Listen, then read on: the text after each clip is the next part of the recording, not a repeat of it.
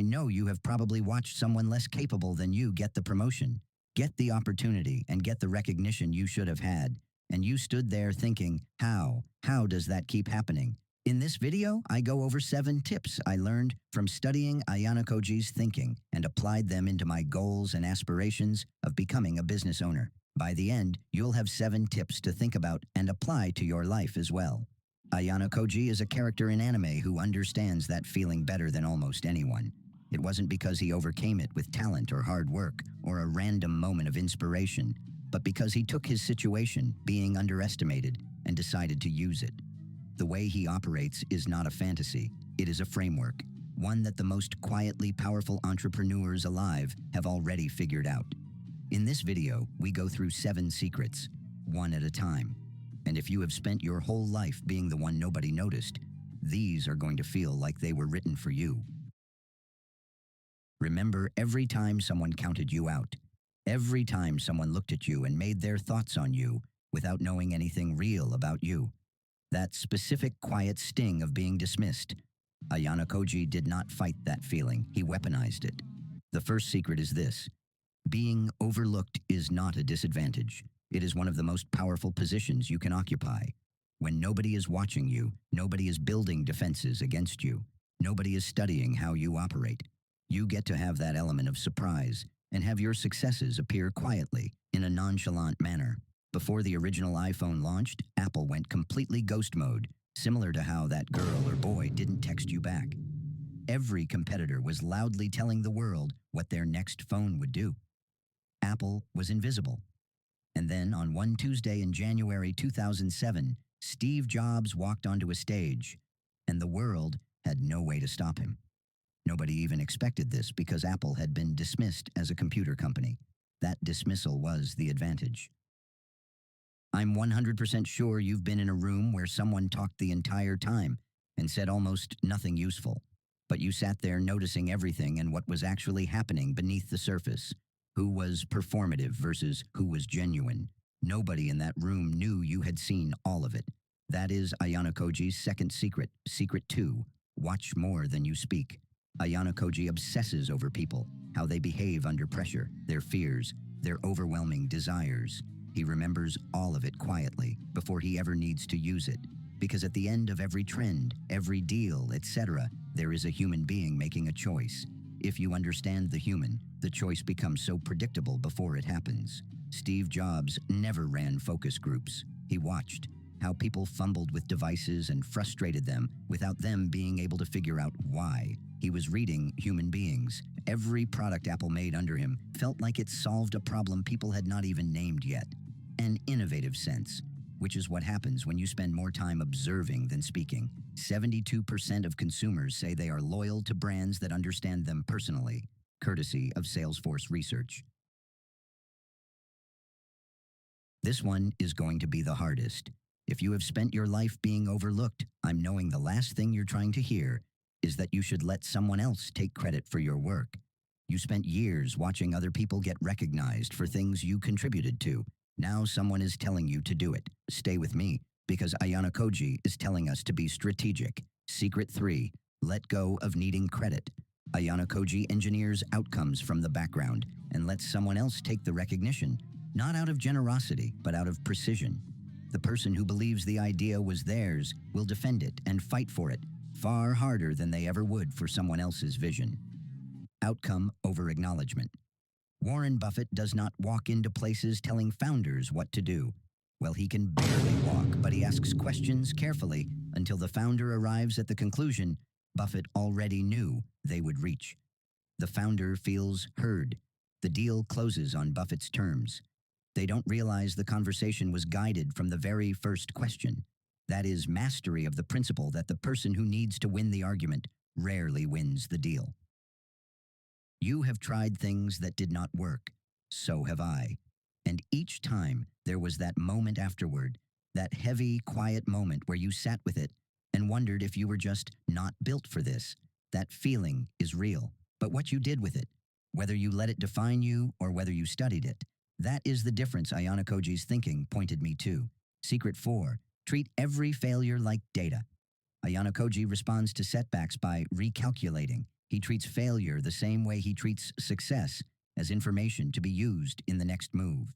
Failure does not mean you are wrong. It means you now know something you did not know before. Think of it as looking back at an old test you didn't get the best grade on, but you learned from those wrong answers. That is the clearest, most useful mindset an entrepreneur can develop.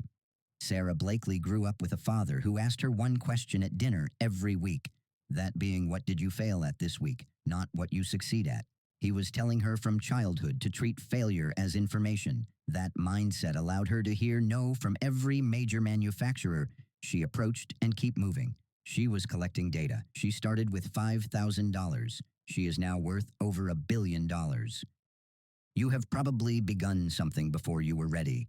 I know I have. This YouTube channel is an example. It wasn't because they were reckless. It was because the pressure to do something, to stop just watching and finally act, became overwhelming. And so you moved too soon. And it did not go the way you planned. Ayanokoji would not say you were wrong to want to move. He would say you moved before your position was secure. Secret 5. Position before you move. Ayanokoji never acts until his position is already secured. He does not launch and then figures out where he stands. He does the opposite. He figures out where he stands first, before anyone else realizes the game has already started. The entrepreneurs who master this do not fight for market share. They define the space before their competitors arrive. Think of it like creating your own social media trend. The move looks sudden to everyone watching. It was building for months. Netflix did not launch original content and then figure out their position. They spent years quietly securing licensing deals, building their recommendation algorithm, and studying exactly what their subscribers watched before making their biggest move. By the time they announced House of Cards, their position was already untouchable. The move looked sudden to the outside world. It had been building invisibly for years. You have watched people around you move faster, make more noise, get more attention, and wondered if you were falling behind. If the people who post every day, launch every month, figured out something you have not, they haven't. They are just louder. Secret 6. Your patience will outlast their noise. In a world that rewards speed, the ability to wait has become almost supernatural. Ayanokoji simply does not feel the pressure to move before he is ready. He understands something most people in business never learn. The right moment is not the first moment. The people making the most noise right now are burning energy. You are quietly saving for something they will never see coming. Strive to be the 1% and that difference maker that stands out. Charlie Munger once said the secret to their success could be summarized in one sentence. They were willing to wait longer than anyone else. Every other investor reacts to earnings and short-term noise. Munger and Buffett sit waiting for the moment everyone else has grown too impatient to see.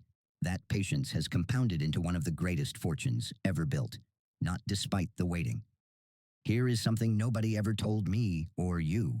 The reason we have felt out of place, the reason the game everyone else seems to be playing has never quite made sense to us, is not because we are behind.